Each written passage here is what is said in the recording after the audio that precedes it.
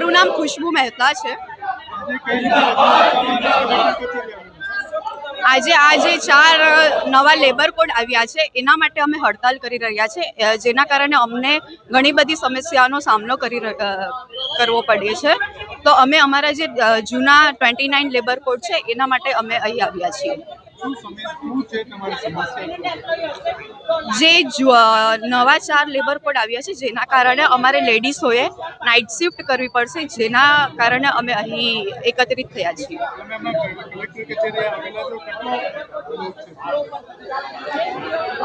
અમે અહીં કમસે કમ 300 થી 500 લોકો એકઠા થયા છીએ.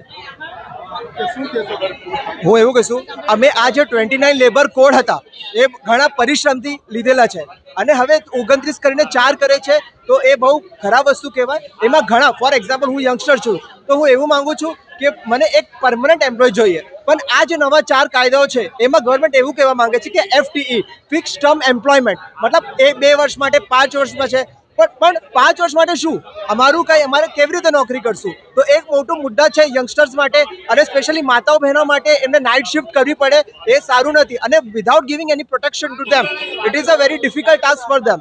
સો આ એક અમારી માંગણી છે કે આ 4 લેબર કોડને વાપસ લો.